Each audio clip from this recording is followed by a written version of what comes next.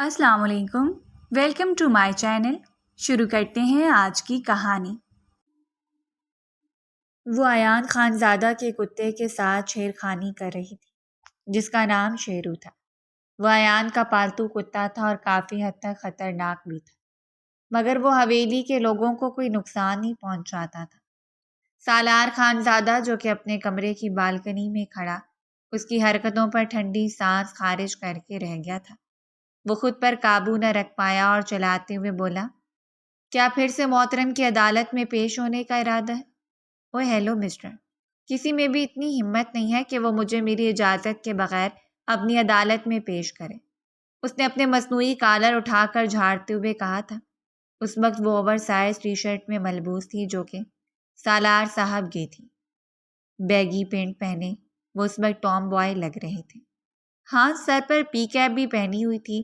دور سے اگر کوئی اسے ایک نظر دیکھتا تو یہی معلوم ہوتا کہ کوئی لڑکا کھڑا ہے۔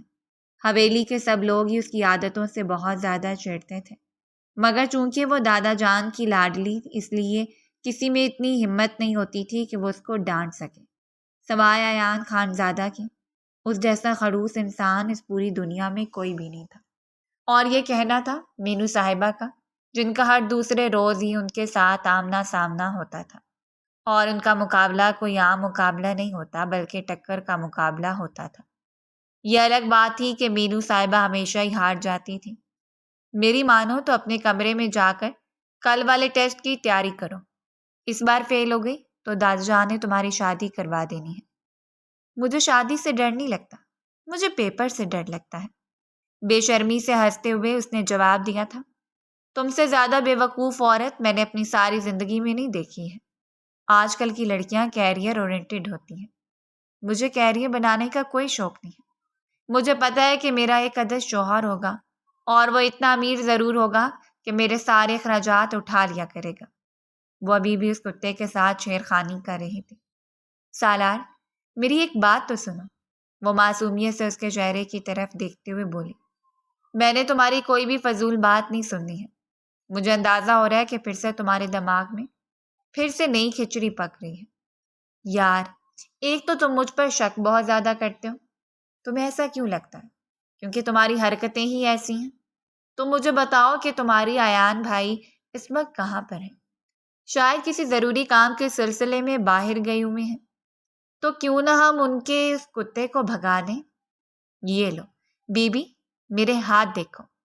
میں اس عمر میں اس حویلی سے باہر نہیں نکلنا چاہتا، اور نہ ہی میں یہ چاہتا ہوں کہ وہ مجھے جائیداد سے ہی نکال دے۔ میں جا رہا ہوں اپنے کمرے میں، تم جانو اور تمہارا کام جانے۔ یہ کہہ کر وہ لمبے لمبے ڈگ بڑھتا ہوا اپنے کمرے میں داخل ہو گیا تھا اور دروازہ زور سے بند کیا تھا۔ مینو نے بے اختیار اپنی آنکھیں بند کی اور اپنے کانوں میں ہاتھ رکھتے ہوئے کہا، ڈرپوک لوگ، میں کہتی ہوں کہ اگر ڈر ڈر کر زندگی گزاری تو پھر کیا زندگی گزاری؟ ڈر کے آگے جیت ہے۔ وہ اپنے آپ سے مخاطب تھی اور اس کے ساتھ ہی کتے کی رسی کھولنے کی ناکام کوشش کر رہی تھی۔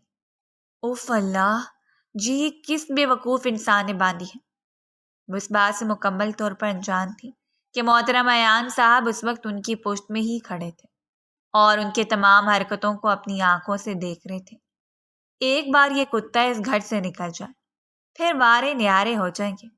وہ پھر سے بولی تھی۔ ایان کا دل کر رہا تھا کہ وہیں پر ہی اس کی گردن موڑ دے، مگر دادا جان کی وجہ سے وہ بے بس ہو جاتا تھا۔ وہ اس کی رسی کھولنے میں کامیاب ہو چکی تھی۔ جیسی اس نے رسی کھولی، زور زور سے ہاتھ ایک دوسرے کے ساتھ ملائے، مگر یہ کیا، کتا باہر بھاگنے کی بجائے اس کو گھورنے لگا تھا۔ او ہیلو، دیکھو شیرو، میرا تمہارے ساتھ ایسا ویسا کوئی مذاق نہیں ہے، وہ جھٹ سے بولی تھی، مگر سامنے کھڑے اس کتے کو کہاں اس کی باتیں سمجھ آتی تھی۔ وہ بھی اس عورت کی جو اسے اس کے مالک سے جدا کرنے کا ارادہ رکھتی تھی۔ وہ غرانے لگا اور پھر زور زور سے بھونکنے لگا۔ مینو کو اندازہ ہو گیا تھا کہ اس کی شامت کا وقت آن پہنچا۔ اس نے اونچی آواز میں سالار کو پکارا تھا، جو کہ اپنے کانوں میں ہیڈ فون لگا کر گانا سننے میں مصروف ہو گیا تھا، جس کو اس وقت دنیا جہان کی ہوش ہی نہیں تھی۔ وہ اپنے خوابوں کی دنیا میں مگن ہو گیا تھا، جبکہ وہ پورے لان میں تیزی سے بھاگ رہی تھی۔ اس کی نظر جب ایان پر پڑی تو وہ چلاتے ہوئے بولی، ایان بھائی، یہ ظلم تو نہ کریں، اپنے اس کتے کو روکیں ورنہ یہ میری بوٹی بوٹی کر دے گا۔ یہ تمہیں اس وقت سوچنا چاہیے تھا مینو بیگم، جب تم اس کو یہاں سے بھگانے کا پلان بنا رہی تھی۔ اب بھگتو۔ یہ کہہ کر وہ دشمن جان وہاں پر موجود درخت کے ساتھ ٹیک لگا کر کھڑا ہو گیا تھا اور اطمینان سے اس کی اٹھتی ہوئی رنگت کو دیکھ کر لطف اندوز ہو رہا تھا۔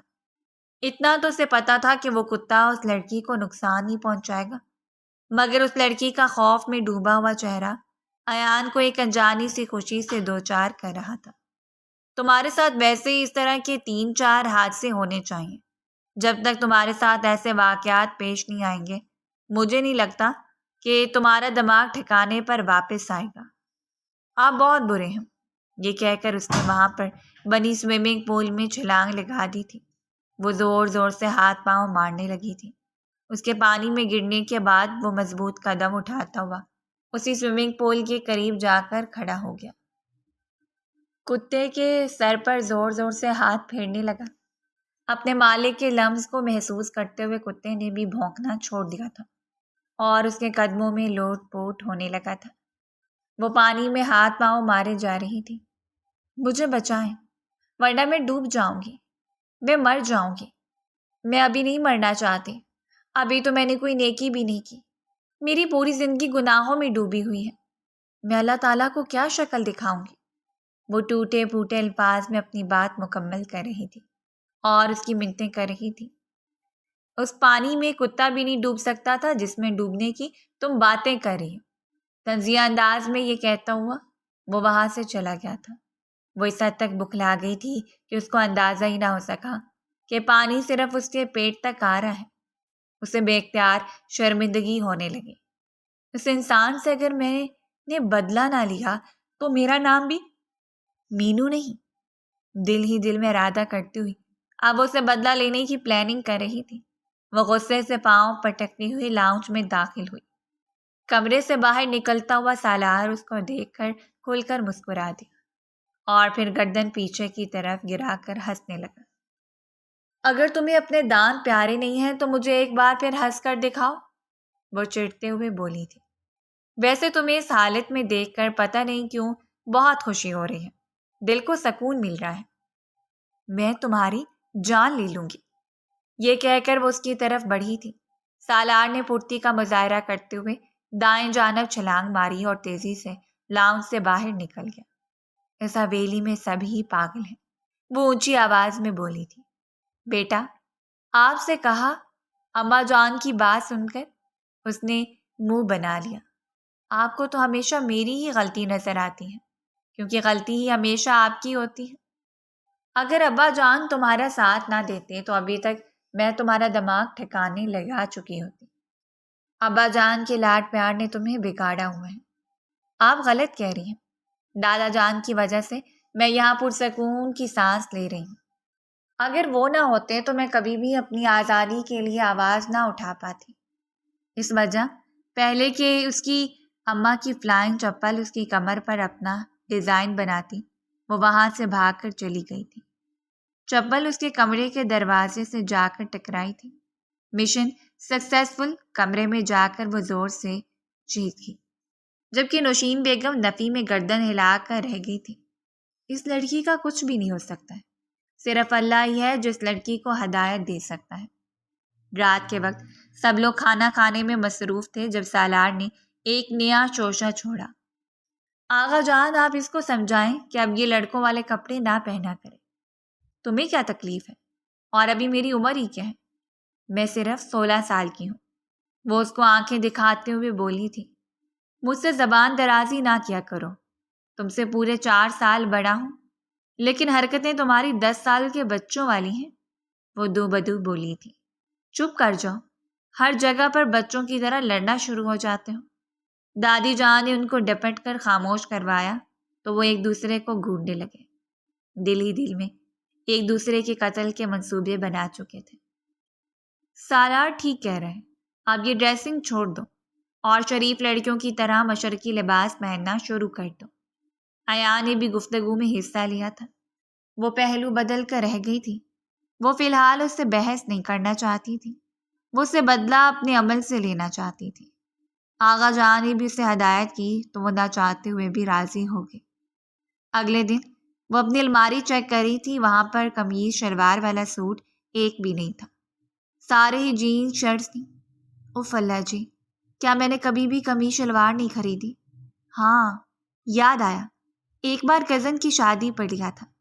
جب اس نے وہ جوڑا نکالا تو وہ بہت بھاری تھا، اس پر بہت زیادہ کام ہوا تھا۔ اسی سے ہی گزارا کرنا پڑے گا، ورنہ اس انسان نے مجھے ان کپڑوں میں دیکھ لیا تو قیامت کھڑی کر دے گا۔ جب وہ کپڑے پہن کر باہر نکلے تو سالار اپنی مسکراہٹ چھپانے کے لیے فوراً ہی وہاں سے سائڈ پر ہو گیا تھا۔ اس کی باقی کزنیں اس کو دیکھ کر ہنسنے لگی تھیں، جبکہ ایان صاحب اس کی عقل مندی پر شش کر اٹھے تھے۔ تم سب لوگ ہنس کیوں رہے ہو؟ پاگل تو نہیں ہو گئے ہو؟ یہی سوال ہم تم سے پوچھنا چاہتے ہیں محترمہ۔ آخر ایسی کون سی نوبت آ گئی تھی جو اب شادی کا جوڑا پہن کر آ گئی ہے؟ اگر شادی کی اتنی جلدی ہے تو جا کر دادی جان سے کہیں۔ تم نے تو خود ہی کہا تھا کہ مشرقی جوڑا پہنو۔ ہم نے مشرقی جوڑا پہننے کے لیے کہا تھا، نکاح کا جوڑا نہیں۔ یہ دراصل اس کے کزن کی نکاح کا جوڑا تھا جو اس کی الماری میں اس کی اماں جان نے ہی رکھوایا تھا۔ جب اس نے یہ سنا تو وہ شرمندہ ہو گئی۔ اسی شام اس کی اماں جان اس کو شاپنگ مال لے کر گئی تھی، جہاں پر اس کے لیے مختلف ڈریسز لیے گئے تھے۔ اس کی نگاہیں بار بار بھٹک کر بیگی شرٹس کی طرف جاتی تھیں، مگر اس کی اماں اس کو ڈپٹ کر خاموش کروا دیتی تھی۔ اچانک ہی اس کی نظر ایک دکان پر پڑی، اس کے لبوں پر شاطرانہ سی مسکراہٹ پھیل گئی تھی۔ اس وقت اس کی اماں سیلز مین سے ڈریس لینے میں مصروف تھی۔ وہ جلدی سے اس شاپ میں گئی اور وہاں سے اپنی مطلوبہ چیز خرید لی۔ اب آئے گا مزہ، اب میں اس انسان کو سبق سکھاؤں گی۔ جب اس کی چیخیں پوری حویلی میں گونجیں گی تب میرے اس دل کو قرار آ جائے گا۔ یہ جوڑا پہن کر دکھاؤ۔ اماں کی آواز سن کر وہ جلدی سے ہوش کی دنیا میں آئی۔ اس کے بعد اس نے سارے ڈریسز بہت ہی شوق سے ٹرائی کیے تھے۔ جب وہ حویلی واپس گئی تو اس کی نگاہیں ایان کو تلاش کر رہی تھیں۔ دادی اماں، ایان بھائی کہاں پر ہیں؟ کتنی بار کہا ہے کہ اسے بھائی کہہ کر نہ پکارا کرو، تو پھر کیا کہا کروں؟ اگر ان کو ایان کہوں گی تو ان کو مسئلہ ہوگا کہ تم میری عزت نہیں کرتی ہو، وہ جھنجھلاتے ہوئے بولی تھی۔ دادی جان اپنا ماتھا پیٹ کر رہ گئی تھی۔ اب اسے کیا بتاتی کہ جس انسان کو وہ بھائی کہہ رہی تھی وہی اس کا سرتاج بننے والا تھا۔ یہ بات اگر اس کو ابھی معلوم ہو جاتی تو اس نے پوری حویلی سر پر اٹھا لینی تھی۔ وہ بدبو والا لوشن تھا جو وہ اس کے کپڑوں میں لگانے کا ارادہ رکھتی تھی۔ اس کے علاوہ اس نے بدبو والی سپرے بھی خریدی تھی جو تقریباً اگلے 9 گھنٹوں تک فضا میں رہنے والی تھی۔ وہ مسکراتے ہوئے اس کے کمرے کے اندر داخل ہوئی، جانتی تھی کہ ایان صاحب کا کمفرٹ زون ہے۔ ایان صاحب کو اپنے کمرے کے علاوہ کہیں اور سکون نہیں ملتا، اور نہ ہی انہیں کہیں اور نیند آتی ہے۔ آج مزہ آئے گا جب وہ در بدر کی ٹھوکریں کھائے گا۔ کتنا اچھا لگے گا جب وہ لاؤنج میں تکیہ رکھ کر سوئے گا اور پھر صبح سو کر اٹھے گا تو اس کی کمر میں شدید درد ہوگا۔ میرے ساتھ بھی تو اس نے ایسا ہی کیا تھا۔ اسے اپنا غم یاد آ گیا تھا۔ اپنے ناک پر ہاتھ رکھنے کے بعد اس نے وہ سپرے پہلے اس کے واش روم میں جا کر چھڑکا اور پھر اس کے کمرے میں چھڑک دیا تھا۔ وہاں پر اس کے لیے 1 سیکنڈ بھی رکنا محال ہو گیا تھا۔ وہ تیزی سے کمرے سے باہر نکلی اور دروازے کے ساتھ کھڑی ہو کر گہرے گہرے سانس لینے لگی۔ اس کی قسمت اچھی تھی کہ لاؤنج میں داخل ہوتے ہوئے ایان پر اس کی نگاہیں پڑ گئی تھیں۔ وہ پھرتی کا مظاہرہ کرتے ہوئے وہاں سے بھاگ گئی تھی۔ سالار نے جب اس کی حالت دیکھی تو پوچھے بغیر نہ رہ سکا، اب کون سا کارنامہ سر انجام دے کر آئی ہو؟ تھوڑی ہی دیر میں تمہیں اندازہ ہو جائے گا۔ پراسرار انداز میں مسکراتے ہوئے وہ اس وقت اس کو بہت زہر لگ رہی تھی۔ ایان صاحب کی دھار پر اس نے اپنی آنکھیں فوراً سے بند کر لی تھیں۔ کیا کیا ہے تم نے؟ مجھے بتاؤ، جا کر خود ہی پوچھ لو۔ یہ کہہ کر وہ کندھے اچکاتی ہوئی اپنے کمرے میں چلی گئی تھی۔ یہ گھٹیا حرکت کس نے کی ہے؟ وہ حلق کے بل چلاتے ہوئے بولا تھا۔ سارے کزن اس وقت لان میں اس کے سامنے ایک لائن میں کھڑے تھے۔ سب لوگوں نے ہی اپنی گردنیں جھکائی ہوئی تھیں۔ صرف وہی تھی جو اپنی جمائیاں روکنے کی ناکام کوشش کر رہی تھی۔ میں تم لوگوں سے پوچھ رہا ہوں کہ یہ حرکت کس نے کی ہے؟ سب لوگوں نے بے اختیار مینو کی طرف دیکھا تو وہ کندھے اچکاتے ہوئے بولی، جب تک آپ کے پاس کوئی ثبوت نہیں ہے آپ کسی پر الزام نہیں لگا سکتے، اور یہ بات ہمارا قانون بھی کہتا ہے۔ جب آپ کے پاس ایویڈنس ہوگا تب یہ بات کہیے گا۔ فی الحال مجھے نیند آ رہی ہے، میں اپنے کمرے میں سونے کے لیے جا رہی ہوں۔ مجھے دوبارہ کوئی بھی ڈسٹرب نہ کرے ورنہ میں دادا جان کو جا کر اٹھا دوں گی اور ان سے آپ کی شکایت لگا دوں گی۔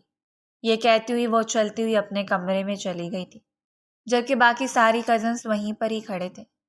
جب تک تم لوگوں میں سے مجھے کوئی شخص کا نام نہیں بتائے گا جس نے یہ گھٹیا حرکت کی ہے، اس وقت تک میں تم لوگوں کو یہاں سے جانے کی اجازت نہیں دوں گا۔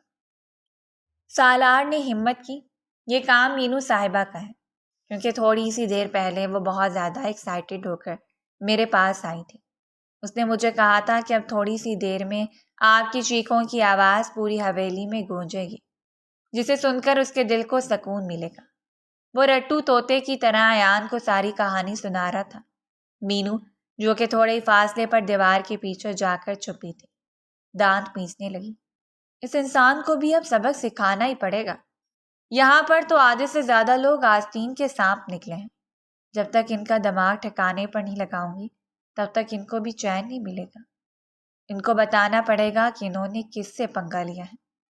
اگلی صبح جب وہ سو کر اٹھی، اس نے دروازہ کھولنے کی کوشش کی تو اس کا دروازہ باہر سے لاک تھا۔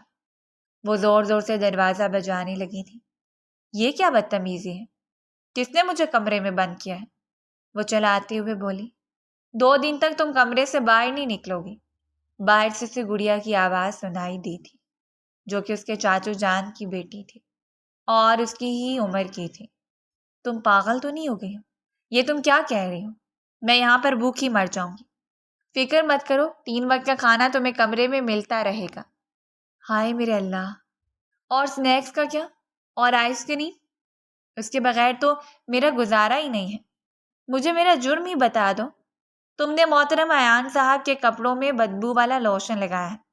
اس کے پاس کیا ثبوت ہے؟ تمہارا جھمکا ان کپڑوں سے نکلا ہے۔ اس کے قدم بے اختیار اپنی جگہ پر جم گئے تھے جب اس کے وجود بھولے ہولے لرزنے لگا تھا۔ اس نے اپنے کانوں میں ہاتھ لگایا تو اس کا چھوٹا سا جھمکا غائب تھا۔ اوف اللہ جی، میں اتنی بڑی بے وقوفی کیسے کر سکتی ہوں؟ اور پھر شام کے وقت اسے گھر والوں کی عدالت میں پیش کیا گیا تھا، جہاں پر وہ مجرموں کی طرح سر جھکا کر کھڑی اپنی سزا کا انتظار کر رہی تھی۔ مینو میری جان، کیوں کرتی ہو یہ حرکتیں؟ دادا جان نے اسے دیکھا تو پیار بھرے انداز میں اس کے سر پر ہاتھ رکھتے ہوئے کہا۔ باقی سب کزنس پہلو بدل کر رہ گئے تھے۔ ایان کا دل کر رہا تھا کہ وہ مینو کا گلا دبا دے۔ دادا جان، میں نے یہ جان بوجھ کر نہیں کیا۔ یہ کہہ کر وہ پھوٹ پھوٹ کر رونے لگی تھی۔ اس انسان نے میرا جینا حرام کیا ہوا ہے۔ مجال ہے جو مجھے ایک لمحے کے لیے بھی سکون کا سانس لینے کی اجازت دے۔ اور آپ کو پتہ ہے کہ پچھلے دن اس نے میرے ساتھ کیا کیا تھا؟ وہ آنکھیں پھیلا کر ان سے سوال کر رہی تھی۔ دادی جان سر جھکا کر اپنی مسکراہٹ دبا رہی تھیں۔ آغا جان بھی پہلو بدل کر رہ گئے تھے۔ ایان نے بھی اپنی مٹھی بھینچ لی تھی۔ کیا کیا ہے اس نے؟ دادا جان نے سنجیدگی سے کہا۔ اس نے مجھے سوئمنگ پول میں دھکا دے دیا تھا۔ آپ کو پتہ ہے کہ مجھے سوئمنگ نہیں آتی ہے، اور اگر میری جان چلی جاتی، وہ تو شکر تھا کہ بڑی مشکل سے ہاتھ پاؤں مارتی ہوئی کنارے تک پہنچ گئی تھی، ورنہ ابھی آپ لوگوں کے سامنے میری میت پڑی ہوتی۔ نہیں، ہم 2 دن پہلے ہی جنازہ کر چکے ہوتے، اور ابھی ہم تمہارے جانے پر خدا کا لاکھ لاکھ شکر ادا کر رہے ہوتے کہ آفت کی پوٹلی سے ہماری جان چھوٹ گئی ہے۔ سالار نے لقمہ دیا۔ مینو نے اس وقت اس کی بات نظر انداز کر دی تھی، کیونکہ اس کی بات سے بھی زیادہ امپورٹنٹ اس کے لیے اپنی جسٹیفیکیشن دینا تھا۔ ایان، کیا تم نے ایسا کیا ہے؟ دادا جان، سوئمنگ پول میں بالکل بھی پانی نہیں تھی۔ کیا تم نے اسے سوئمنگ پول میں دھکا دیا ہے؟ جی، میں کہہ رہی ہوں نا میں آپ کو بتا رہی ہوں، اس نے ایسا ہی کیا ہے۔ تمیز سے بات کرو، بڑا ہوں تم سے۔ جی، انہوں نے ایسا ہی کیا ہے۔ وہ فوراً سے لائن پر آ گئی تھی۔ یہ بات تو طے تھی کہ وہ اپنی کہی ہوئی باتوں سے مکرنے کے لیے بالکل بھی تیار نہیں تھی۔ اپنے لب بھی اس نے مضبوطی سے بھینچے ہوئے تھے۔ ایان تم جاؤ، میں تم سے بعد میں بات کرتا ہوں، اور بیٹا تم جا کر اپنے کمرے میں آرام کرو، کسی بھی چیز کی ٹینشن نہ لو، میں ایان سے خود ہی اس بارے میں پوچھ لوں گا۔ یہ کہہ کر انہوں نے اس کے چہرے کو تھپکا اور اس کو وہاں سے جانے کا اشارہ کیا۔ بچوں پر سختی نہیں کی جاتی ہے، بچوں کو پیار سے سمجھایا جاتا ہے، وہ اپنی بہو کی طرف متوجہ ہوتے ہوئے بولے تھے۔ تم ہمیشہ اس پر غصہ کرتی رہتی ہو، کبھی اس کو اپنے سینے سے لگا کر اس کو پیار سے سمجھا کر دیکھو، وہ تمہاری بات فوراً ہی مان جائے گی۔ نوشین بیگم شرمندہ ہو گئی تھی کیونکہ اپنے شوہر کے انتقال کے بعد انہوں نے کبھی بھی اپنی بیٹی کو سینے سے نہیں لگایا تھا، یہاں تک کہ انہوں نے کبھی اپنی بیٹی سے پیار بھرے انداز میں بات بھی نہیں کی تھی۔ وہ ہمیشہ ہی اس کو ڈانٹتی رہتی تھی، جب بھی وہ کوئی شرارت کرتی تھی تو اس کو سزا دے دیتی تھی۔ دادا جان اس سے محبت کرتے تھے، اس لیے وہ ان کے سب سے زیادہ قریب تھے۔ رات کا وقت تھا، وہ بہت زیادہ بور ہو رہی تھی اور اس کو اپنے کمرے میں چین بھی نہیں مل رہا تھا۔ یار میں کچھ سوچ رہی ہوں، تم سو جاؤ، سوچنا چھوڑ دو، تمہارا بہت بڑا احسان ہوگا، تم میری پوری بات سنا کرو، پھر اس کے بعد جواب دیا کرو۔ مجھے پتہ ہے کہ تم کیا کہنا چاہتی ہو، اسی لیے میں کہہ رہی ہوں کہ تمہارا بہت شکریہ۔ اپنے خیالات اپنے آپ تک ہی محدود رکھو اور مجھے اپنی حرکتوں سے دور رکھو۔ گڑیا نے پہلو بدل دیا تھا۔ اگر تم میرا ساتھ نہیں دینا چاہتی تو ٹھیک ہے، میں بھی جا کر دادا جان کو بتا دوں گی کہ تم اپنے کلاس فیلو سے محبت کرتی ہو، 2 بار اس کے ساتھ ڈیٹ پر بھی جا چکی ہوں، اور اب تم اس کے ساتھ مری جانے کا بھی ارادہ رکھتی ہو۔ یہ سن کر وہ جھٹکے سے اپنی جگہ پر اٹھ بیٹھی تھی اور بے یقینی سے اس کے چہرے کی طرف دیکھنے لگی تھی۔ تم مجھے بلیک میل کر رہی ہو؟ بالکل بھی نہیں، میں بلیک میل نہیں کر رہی، میں بس تمہیں اتنا بتا رہی ہوں کہ میں یہ سب کچھ کر لینے کی صلاحیت رکھتی ہوں۔ یہ بلیک میلنگ ہی ہوتی ہے۔ چلو تم اسے بلیک میلنگ کا ہی نام دے دو، میں تو بس تمہیں ایک مخلصانہ مشورہ دے رہی ہوں کہ میری بات مانو گی تو فائدے میں رہو گی، ورنہ خسارہ اٹھاؤ گی۔ اب تمہارے دماغ میں کیا چل رہا ہے؟ رکو میں تمہیں دکھاتی ہوں۔ یہ کہہ کر وہ پرجوش انداز میں اٹھے اور اپنی الماری کی طرف بڑھ گئے۔ کافی دیر تلاش کرنے کے بعد اسے 2 خوفناک ماسک ملے تھے، جسے دیکھ کر گڑیا نے ایک زوردار چیخ ماری تھی۔ اب ان سے تم نے کیا کرنا ہے؟ محلے والوں کو ڈرانا ہے؟ تم واقعی پاگل ہو چکی ہو؟ یار قسم سے بہت زیادہ مزہ آئے گا۔ رات کے اس پہر کون جاگ رہا ہوگا؟ ہم لوگوں کے گھروں میں جائیں گے، بیل بجائیں گے اور یہ ماسک پہن کر ان کے سامنے کھڑے ہو جائیں گے۔ کہیں ایسا نہ ہو کوئی جذبات میں آ کر تمہارا سر کھول دے۔ گڑیا نے اسے خبردار کیا تھا۔ کسی میں بھی اتنی ہمت نہیں ہے، تو میرے ساتھ چلو، ہم بہت زیادہ انجوائے کریں گے۔ یہ کہہ کر وہ اس کا ہاتھ پکڑ کر اسے اپنے ساتھی کمرے سے لے کر باہر نکل گئی تھی۔ سب لوگوں کی نظروں سے چھپتے ہوئے چوکیدار کو دھوکہ دیتے ہوئے وہ اس وقت حویلی کی دہلیز سے باہر آ چکے تھے۔ گلی میں ابھی بھی کچھ لوگ آ جا رہے تھے، ان میں سے کچھ کپلز بھی تھے۔ وہ اپنے ہاتھ زور زور سے شرارتی انداز میں مسلنے لگی تھی۔ اب آئے گا مزہ۔ ایک لڑکا جو کہ تنہائی گلی میں جا رہا تھا، وہ اسے دیکھ کر جلدی سے سائڈ پر ہو کر کھڑی ہو گئی۔ وہ انہی کی طرف ہی آ رہا تھا۔ جیسے ہی وہ ان کے قریب پہنچا وہ جلدی سے اس کے سامنے جا کر کھڑی ہوئی۔ مگر یہ کیا، وہ لڑکا تو ایان تھا، جس نے پہلی ہی فرصت میں محترمہ کے لباس سے اس کو پہچان لیا تھا۔ اس نے خود ہی اپنی مرضی سے کنویں میں چھلانگ لگائی تھی۔ گڑیا نے وہ دیکھا تو اپنا ماسک وہیں پر پھینک کر وہاں سے 9 2 11 ہو گئی تھی، کیونکہ اس وقت وہ کسی بھی قسم کا تماشا نہیں چاہتی تھی۔ آج میں سوچ رہا تھا کہ حویلی میں بہت خاموشی ہے، کوئی گڑبڑ نہیں ہو رہی، لیکن تم نے میری غلط فہمی دور کر دی ہے۔ میں کیسے بھول جاتا ہوں کہ تم سکون سے ایک جگہ پر ٹک کر بیٹھ سکتی ہوں۔ یہ کہہ کر وہ اس کی طرف بڑھا تو وہ تیزی سے پیچھے کی طرف ہٹی۔ پتھر سے ٹھوکر لگنے کے بعد وہ زمین پر گر گئی تھی۔ مجھے معاف کر دو، اس نے کانپتے ہوئے لہجے میں کہا تھا۔ پلیز دادا جان کو اس بارے میں کچھ بھی نہ بتائیے گا۔ میں ان کو نہیں بتاؤں گا، بلکہ خود تم سے اپنے طریقے سے حساب لوں گا۔ جلدی سے یہ ماسک پہنو۔ ایان نے اسے ماسک پہننے کے لیے کہا تو اس نے کانپتے ہوئے ہاتھوں سے ماسک پہن لیا۔ ایان نے موبائل نکالا اور کیمرہ آن کر دیا۔ وہ اس کی ویڈیو بنا رہا تھا۔ آپ اس ویڈیو کے ساتھ کیا کرنے والے ہیں؟ اب اگر تم نے میرے کسی بھی معاملے میں دخل اندازی کی تو یہ ویڈیو سب گھر والوں کو دکھا دوں گا اور انہیں بتاؤں گا کہ رات کے اندھیرے میں سب کو دھوکہ دے کر تم اس طرح سے سڑکوں پر آوارہ گردی کرتی ہو، اور آپ کو لگتا ہے کہ وہ آپ کی بات پر یقین کر لیں گے۔ وہ جھٹ سے بولی تھی۔ ایان کے دیکھنے پر خاموش ہو گئی تھی۔ مجھے لگتا ہے کہ وہ واقعی یقین کر لیں گے۔ وہ لائن پر آ چکی تھی۔ مجھے اندازہ بھی ہے کہ رات کے وقت تمہارا اس طرح سے گلیوں میں گھومنا کتنا خطرناک ہو سکتا ہے، اور آج کل کے حالات کتنے خراب ہیں۔ تمہارے چھوٹے سے ذہن میں یہ باتیں کیوں نہیں سماتی ہیں؟ مجھے کسی سے بھی ڈر نہیں لگتا ہے۔ میں جانتی ہوں کہ کوئی اس وقت تک میرا کچھ بھی نہیں بگاڑ سکتا جب تک میرا رب نہ چاہے، لیکن انسان میں خود بھی تھوڑی سی عقل ہونی چاہیے۔ رب یہ نہیں کہتا کہ خطرے کے سامنے جان بوجھ کر جا کر کھڑے ہو جاؤ۔ اپنے بچاؤ کے لیے انسان کو خود بھی تھوڑا سامان تیار کرنا پڑتا ہے۔ مگر میں کس کو سمجھا رہا ہوں جس کا دماغ اس کے گھٹنوں میں ہے، اور آپ کے پاس وہ دماغ ہی نہیں ہے۔ کیا کہا تم نے؟ کچھ بھی تو نہیں۔ وہ فوراً سے اپنے لبوں پر انگلی رکھ کر خاموش ہو گئی تھی۔ جنتی ہوگا وہ شخص جس سے تمہاری شادی ہوگی، وہ نخوت سے بولا۔ اس کے وہم و گمان میں بھی نہیں تھا کہ وہ جنتی شخص ایان صاحب خود ہونے والے ہیں۔ ہاں، اس کی زندگی میں انٹرٹینمنٹ چلتی رہا کرے گی اور وہ کبھی بھی مجھ سے بور نہیں ہوگا۔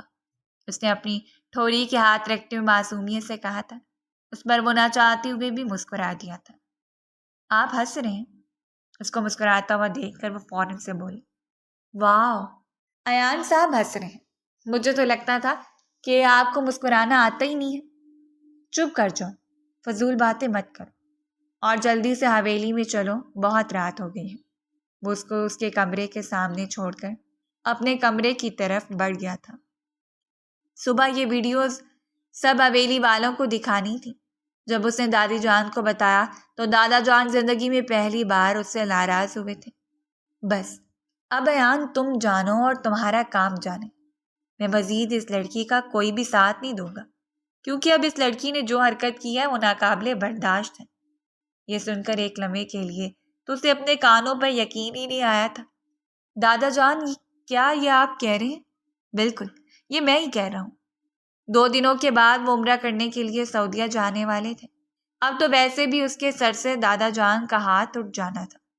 یعنی ایک دادا جان کے چلے جانے کے بعد اس کی زندگی مشکلوں سے بھر جانی تھی۔ اپنے آس پاس موجود کزن اسے کسی شیطان سے کم معلوم نہیں ہو رہے تھے۔ وہ دن اس نے ایان صاحب کے ساتھ ہی گزارا تھا۔ ایان کی آفس سے چھٹی تھی اور اس نے اپنی فائل سیٹ کرنی تھی۔ اس کے علاوہ دوسرا کام بھی مکمل کرنا تھا۔ اس نے یہ کام اس لڑکی کے حوالے کیا ہوا تھا۔ یہ اسے سزا کے طور پر ملا تھا۔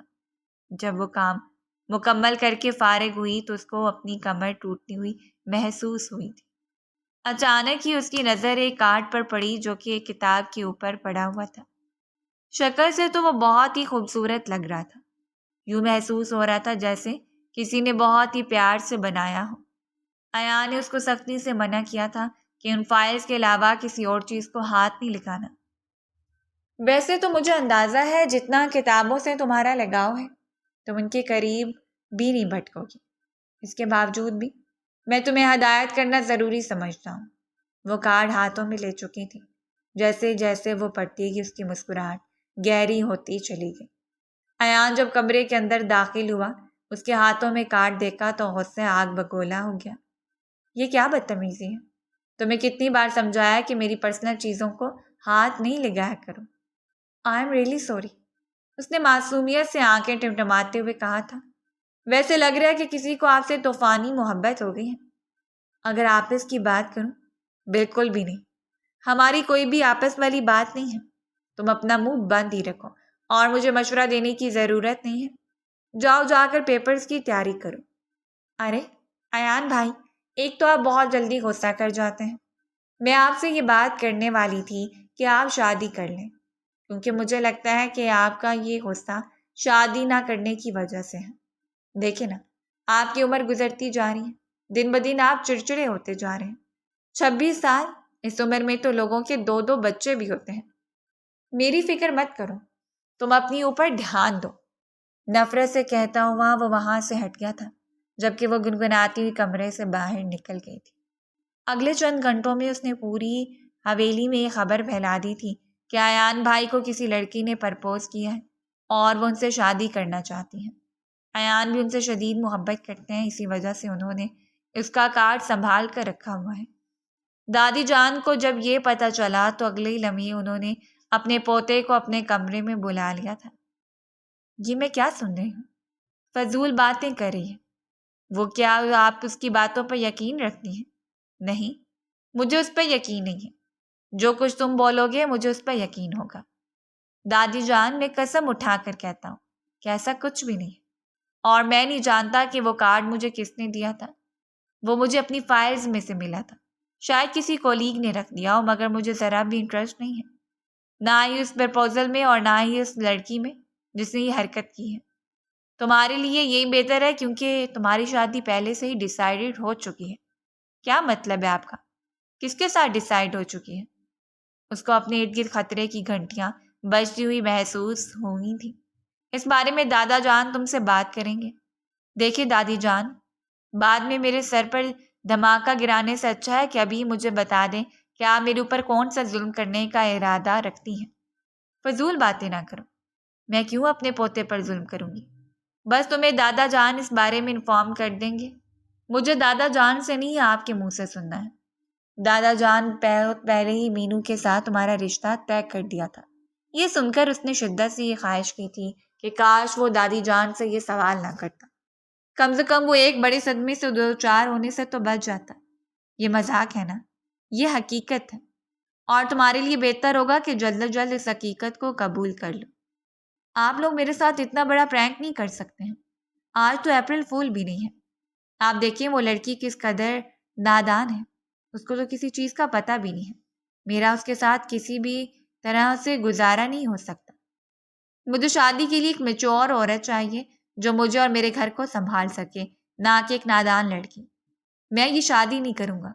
اگر تمہیں کسی بھی قسم کا کوئی اعتراض ہے تو اپنے دادا جان سے جا کر بات کرو۔ یہ کہہ کر وہ بیڈ کے ساتھ ٹیک لگا کر بیٹھ گئی تھی اور تسبیح کے دانے گھمانے لگی تھی۔ جب وہ اس کمرے سے باہر نکلا تو اس لڑکی سے ٹکراتے ٹکراتے بچا تھا۔ اس کے تن بدن میں اس وقت غصے کی مار آگ لگی ہوئی تھی۔ تمہیں اسی وقت ہی مار دینا چاہیے تھا جب تم اس دنیا میں آئی تھی۔ یہ کہہ کر وہ اس کے پہلو سے ہو کر نکلتا ہوا آگے کی طرف بڑھ گیا تھا۔ اس کو کیا ہوا ہے؟ ابھی تک تو میں نے کچھ کیا ہی نہیں ہے۔ وہ عجیب سے انداز میں ہنستے ہوئے دادی کے کمرے کے اندر داخل ہو گئے تھے۔ ایان بہت زیادہ ڈسٹرب ہو گیا تھا۔ شاور لینے کے لیے وہ واش روم گیا۔ اس دن شدید سردی تھی۔ اچانک ہی گرم پانی کے بجائے ٹھنڈا پانی اس پر گرنا شروع ہو گیا تھا۔ اس کو اپنی کلفی جمتی ہوئی محسوس ہوئی تھی۔ میں اس عورت کا وہ حشر کروں گا کہ یہ عورت مرتے دم تک یاد رکھے گی۔ اب اگر میں نے اس کا دماغ ٹھکانے پر واپس نہیں لایا تو میرا نام بھی ایان خان نہیں ہے۔ مجبوراً اسے ٹھنڈے پانی سے ہی نہانا پڑا تھا، کیونکہ اپنے بالوں میں وہ شیمپو لگا چکا تھا۔ جب وہ باہر نکلا تو اس کو کھانسی اور زکام لگ گیا تھا۔ چھینکیں رکنے کا نام ہی نہیں لے رہی تھی۔ کچن میں گیا تو وہ شیلف کے ساتھ ٹیک لگا کر کھڑی تھی۔ وہ اپنے لیے چائے بنا رہی تھی۔ ارے آپ کو کیا ہوا ہے؟ لگتا ہے کہ آپ کو سردی لگ گئی ہے، شرارتی انداز میں بولتے وہ اس وقت اس کو بہت زہر لگ رہی تھی۔ چلے میں آپ کے لیے کپ چائے کا بنا دیتی ہوں، اس نے پرخلوص لہجے میں کہا تھا۔ ایان کو لگا تھا کہ شاید یہ حرکت کسی اور کی ہے، کیونکہ اگر اس کی حرکت ہوتی تو وہ کبھی بھی اس طرح کی آفر نہ کرتی۔ ایان کے پاس اس کی آفر قبول کرنے کے علاوہ بھی کوئی چارہ نہیں تھا۔ وہ وہیں پر رکھی ہوئی چیئرز پر جا کر بیٹھ گیا تھا اور اس کی پشت کو گھورنے لگا تھا۔ میں اس لڑکی سے شادی کروں گا۔ نیور، کبھی بھی نہیں۔ اسے شادی کرنے سے اچھا ہے کہ میں کسی کنویں میں چھلانگ لگا دوں یا پھر پیراشوٹ کے بغیر جہاز سے کود جاؤں۔ وہ دل ہی دل میں اسے شادی کرنے سے بہتر مرنے کے بہانے سوچ رہا تھا۔ اس نے چائے کا کپ ایان کے سامنے رکھا تو وہ ہوش کی دنیا میں آیا۔ Thank you so much, normal سے انداز میں کہہ کر اس نے چائے کی پیالی اٹھا لی تھی، جبکہ وہ وہاں سے بھاگ کر جا چکی تھی۔ ابھی اس نے پہلا گھونٹ ہی بھرا تھا کہ اس نے زور سے پیالی زمین پر پھینکی، کیونکہ اس میں بھر بھر کر نمک ڈالا گیا تھا۔ وہ لڑکی کوئی بھی موقع ہاتھ سے جانے کی اجازت نہیں دیتی تھی۔ ایان کو تو حیرت ہوتی تھی کہ حویلی کے سب لوگ جو کہ اس سے ڈرتے تھے اور اس کے سامنے بات کرنے سے پہلے 100 بار سوچتے تھے، اور ایک وہ لڑکی تھی جو اپنا ہر کام بہت ہی پرسکون انداز میں کر جاتی تھی۔ ڈرنا تو دور کی بات، وہ اس سے گھبراتی بھی نہیں تھی۔ ایان صاحب، یہ میری چاکلیٹس میری اجازت کے بغیر بچوں میں بانٹنے کی سزا ہے۔ اس دن موسم بہت خوشگوار تھا۔ وہ چھت پر جا کر کھڑی ہو گئی تھی اور آتے جاتے ہوئے لوگوں کو گھورے ہی رہی تھی۔ ایسا کوئی بھی دن نہیں تھا جب اس نے کوئی شرارت نہ کی ہو۔ قریب ہی اس نے ایک چھوٹا سا برتن رکھا ہوا تھا جس میں پانی کے بھرے ہوئے غبارے موجود تھے۔ اب وہ شکار تلاش کر رہی تھی۔ اچانک ہی اس کی نظر سالار پر پڑی، جس کے لیے اس نے رنگیلا غبارہ الگ سے تیار کیا ہوا تھا۔ اس نے اوپر سے سالار کو پکارا تو وہ سوالیہ اندازوں سے اس کو چہرے کی طرف دیکھنے لگا۔ مغرب کا وقت ہے، نیچے آ جاؤ۔ دادی جان کو پتہ چل گیا تو وہ ڈنڈا لے کر اوپر آ جائیں گے، پھر تمہیں کوئی بھی ان سے نہیں بچا سکتا۔ پہلے تم نے تو اپنے آپ کو بچاؤ۔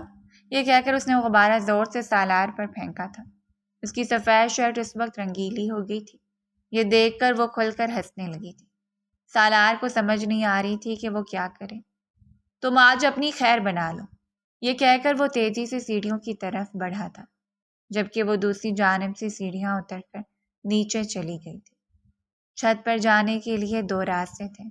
وہ اسی جگہ پر جا کر کھڑی ہو گئی تھی جہاں پر سالار تھوڑی دیر پہلے کھڑا تھا، کیونکہ اس نے پیچھے سے ایان صاحب کو آتے ہوئے دیکھ لیا تھا۔ وہ ایک چیز سے 2 شکار کرنے کا ارادہ رکھتی تھی۔ اگر ہمت ہے تو غبارہ مار کر دکھاؤ، وہ اس کو للکارتے ہوئے بولی۔ وہ اس پوزیشن میں کھڑی تھی کہ جیسے ہی سالار غبارہ پھینکتا وہ فوراً سے سائڈ پر ہو جاتی اور وہ غبارہ محترم ایان صاحب کے اوپر آ کر گر جاتا اور اس کا بدلہ بھی پورا ہو جاتا۔ اس نے ایسا ہی کیا تھا مگر ناکام ہو گئی تھی اور اب وہ خود ہی پانی میں بھیگ چکی تھی۔ ایان کے ساتھ اس کے کچھ دوست بھی تھے۔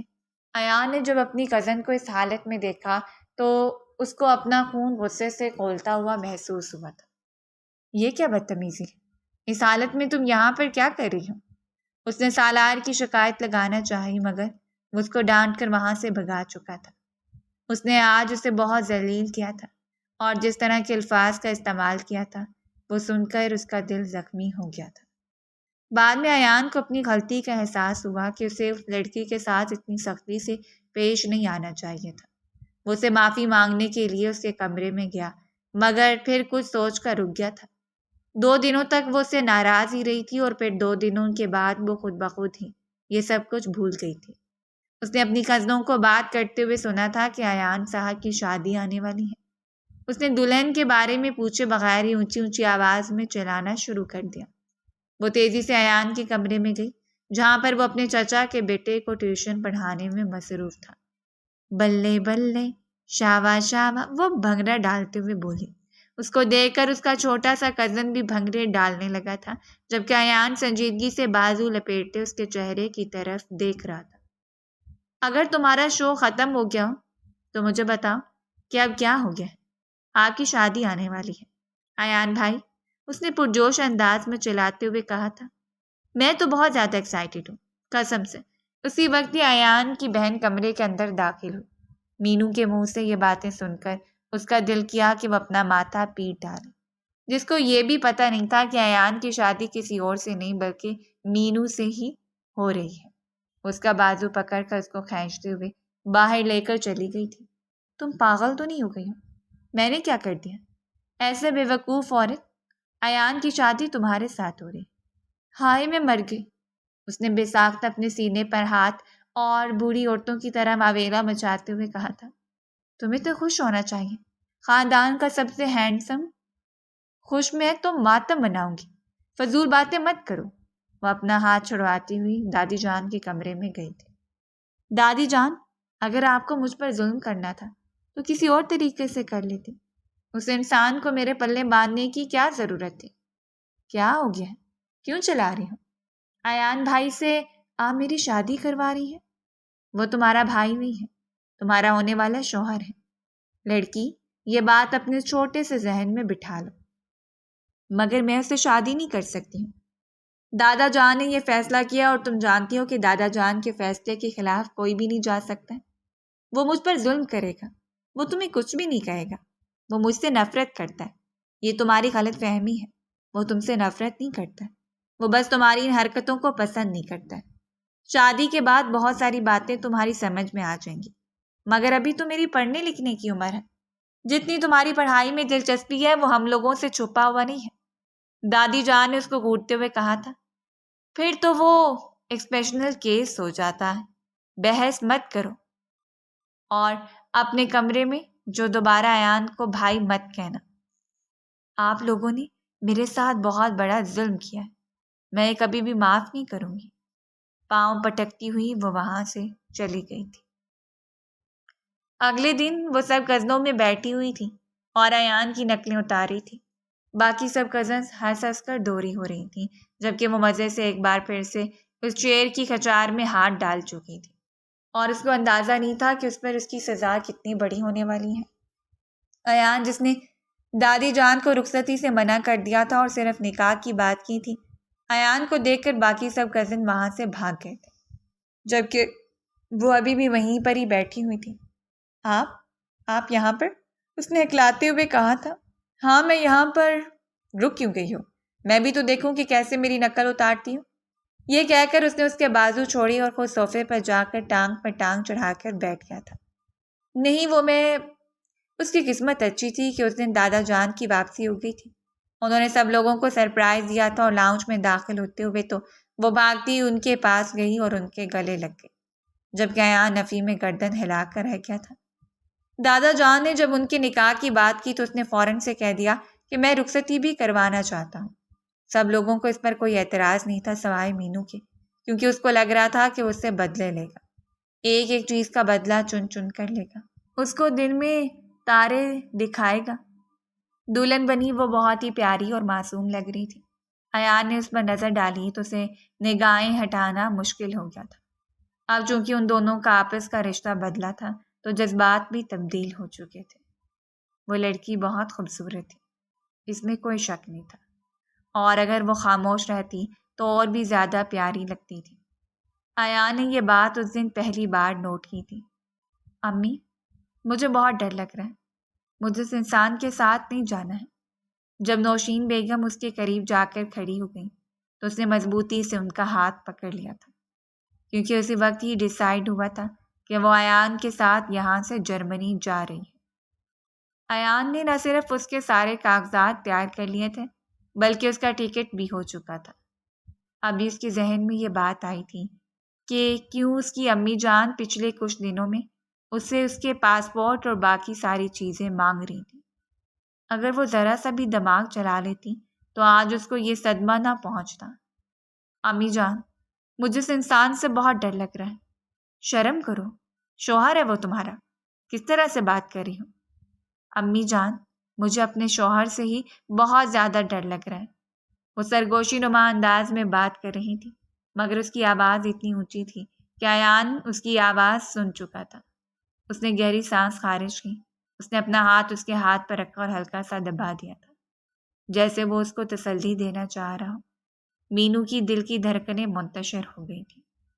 اس نے چور نگاہوں سے ایان کے چہرے کی طرف دیکھا تھا، جو خود کسی شہزادے سے کم نہیں تھا، جس نے اپنی کلاس کی بہترین لڑکیوں کو چھوڑ کر اس سے نکاح کرنے کا فیصلہ کیا تھا۔ مینو کو یہ بات دادی جان نے سمجھائی تھی کہ مرد کبھی بھی مجبور نہیں ہوتا ہے۔ اگر ایان کو تمہاری ذات سے دلچسپی نہ ہوتی، اگر ایان تم سے محبت نہ کرتا ہوتا تو وہ سٹینڈ اٹھا لیتا، اور ہم کہاں اس کے فیصلے سے انکار کر سکتے تھے۔ وہ حویلی کا بڑا بیٹا تھا اور گاؤں کا سردار بھی تھا، جو اس کا فیصلہ ہوتا وہی سب کو منظور ہوتا، لیکن اس نے اس رشتے سے انکار نہیں کیا، تھوڑا سا احتجاج کیا، وہ بھی صرف اور صرف فارمیلٹی کے لیے، کیونکہ اس کے تمہارے ساتھ تعلقات کچھ خراب تھے۔ یہ کہہ کر وہ ایک لمحے کا وقفہ دے کر اس کو دوبارہ سے سمجھاتے ہوئے بولی کہ وہ تم سے محبت کرتا ہے۔ میں نے اس کی آنکھوں میں تمہارے لیے پسندیدگی دیکھی ہے۔ یہ سن کر وہ ہنسنے لگی تھی۔ بے وقوف لڑکی، میں مذاق نہیں کر رہی۔ وہ جو ہمیشہ اس کے ساتھ شرارتیں کرتی تھی، ہمیشہ اس کے ساتھ بدتمیزی کرتی تھی۔ اب اس کو ٹھنڈے پسینے آ رہے تھے۔ پہلے اس کو حویلی لے کر جایا گیا تھا جہاں پر اس نے چینج کیا تھا۔ آج شام کے وقت ہی اس کی فلائٹ تھی۔ کیا میں اس قابل بھی نہیں ہوں کہ وہ میرے ساتھ سہاگ رات منائے؟ یہ سوچ کر اس کی آنکھیں آنسوؤں سے بھر گئی تھیں، جبکہ وہ یہ سب کچھ اس لیے کر رہا تھا کہ وہ ایزی ہو جائے، وہ اپنے سر پر کسی بھی چیز کا برڈن نہ لے۔ جہاز میں بھی وہ اس کا ہر طرح سے خیال رکھنے کی کوشش کر رہا تھا۔ جب جہاز میں پروان بڑھی تو اس نے مضبوطی سے ایان کی بازو پکڑ لی۔ ایان نے نہ تو اس کو ڈانٹا تھا بلکہ اس کے ہاتھوں پر اپنا ہاتھ رکھ کر اسے تحفظ کا احساس دیا تھا۔ وہ جرمنی میں ایک امپورٹنٹ پروجیکٹ کے سلسلے میں جا رہا تھا اور اپنی پسندیدہ عورت کو بھی اپنے ساتھ لے کر جا رہا تھا۔ یہ بات سچ تھی کہ وہ اسے محبت کرتا تھا، اور یہ بات بھی سچ تھی کہ وہ اس کی شرارتوں کو انجوائے کرتا تھا۔ وہ لڑکی اسے بہت پیاری لگتی تھی، اپنے دل کے بے حد قریب۔ اس کی مسکراہٹ، اس کی ہنسی پر ہر ایک چیز ایان کو پسند تھی۔ وہ بس چاہتا تھا کہ وہ تھوڑی سی میچور ہو جائے اور جو بے وقوفیاں ہیں وہ چھوڑ دے۔ لیکن اب اس نے اپنے آپ کو یہ کہہ کر سمجھا لیا تھا کہ اس عمر میں ساری لڑکیاں ایسی ہی ہوتی ہیں۔ جب تھوڑا سا وقت گزرے گا تو وہ سمجھدار ہو جائے گی۔ پہلے تو اس نے دادی جان کو انکار کر دیا تھا، مگر جب دادی جان نے یہ بات کہی کہ اگر تم نے اسے منگنی نہ کی تو میں سالار سے اس کی منگنی کروا دوں گی، یہ سن کر اس کے دل کو دھکا سا لگا تھا، اور تب اسے اس چیز کا احساس ہوا تھا کہ وہ نہ چاہتے ہوئے بھی اس لڑکی سے محبت کرنے لگا ہے۔ جہاں تک ان کی عمروں کا سوال تھا تو دادی جان نے سمجھایا تھا کہ عمر کا فرق اتنا زیادہ نہیں ہے اور صرف تم ہی ہو جو اس کو سنبھال سکتے ہو۔ وہ اس کے ساتھ ہوٹل میں پہنچی۔ ایان نے اسے چینج کرنے کے لیے کہا اور پھر اسے ریسٹ کرنے کا مشورہ دے کر اس ہوٹل سے باہر نکل گیا۔ جب وہ کمرے کے اندر داخل ہوا تو وہ چھوٹے بچوں کی طرح پھوٹ پھوٹ کر رو رہی تھی۔ یہ دیکھ کر اس کا دل بے چین ہو گیا۔ ارے کیا ہو گیا ہے تمہیں؟ اگر آپ کو مجھ سے نفرت ہوتی تو آپ نے مجھ سے شادی کیوں کی ہے؟ نہ تو آپ نے سہاگ رات منائی ہے اور نہ ہی آپ نے مجھے منہ دکھائی دی ہے۔ یہ سن کر ایان کو جھٹکا لگا تھا۔ دوسری طرف مینو نے جو اپنی بات پر غور کیا تو اس کو اندازہ ہوا کہ اس نے کتنی بڑی غلطی کر دی ہے۔ یہ ساری باتیں اسے اس کی کزنوں نے سمجھائیں تھیں اور اب اس کے گال شرم کے مارے لال ہو گئے تھے۔ وہ پرشوق انداز میں اس کا لال ہوتا ہوا چہرہ دیکھ رہا تھا۔ وہ شرماتے ہوئے بہت پیاری لگتی تھی۔ ٹھیک ہے محترمہ، میں آپ کی ہر خواہش ماننے کے لیے تیار ہوں۔ کیا اب آپ خوش ہیں؟ یہ کہہ کر وہ اس کی طرف بڑھا تو وہ تیزی سے پیچھے کی طرف ہٹی تھی۔ مذاق کر رہا ہوں۔ اس رشتے کو قبول کرنے کے لیے تمہیں جتنا وقت چاہیے میں تمہیں دینے کے لیے تیار ہوں، مگر میں تمہیں کچھ چیزیں سمجھا دینا چاہتا ہوں۔ تمہاری شرارتیں بھی مجھے قبول ہیں، مگر حدود کے اندر رہ کر۔ اس کی باتیں سن کر چھوٹی سی لڑکی کو نہ تو اپنی آنکھوں پر یقین آ رہا تھا اور نہ ہی اس کے کان اس بات پر یقین کرنا چاہتے تھے کہ ایان اسے پیار بھرے انداز میں بات کر رہا تھا۔ آپ مجھ سے بدلہ نہیں لیں گے؟ بالکل بھی نہیں۔ میں کمزور لوگوں سے بدلہ نہیں لیتا ہوں۔ یہ کہہ کر اس نے اپنی مسکراہٹ دبائی تھی۔ میں کمزور نہیں ہوں، بلکہ آپ سے کئی گنا طاقتور ہوں، وہ واویلا مچاتے ہوئے بولی تھی۔ وہ دونوں ایک بار پھر سے بحث شروع کر چکے تھے۔ وہ بزنس مین جو کسی سے کوئی فالتو بات نہیں کرتا تھا، وہ اس وقت اپنی بیوی سے بچکانہ بات پر بحث کر رہا تھا اور لطف اندوز ہو رہا تھا۔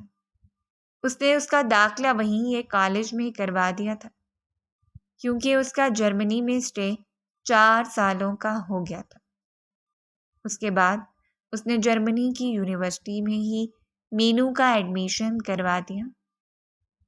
وقت گزرنے کے ساتھ ساتھ اور ایان کی رفاقت میں وہ بہت زیادہ چینج ہو گئی تھی۔ اس میں پازیٹیو تبدیلیاں آئی تھیں۔ اب وہ پہلے کی طرح بے وقوفیاں نہیں کرتی تھی۔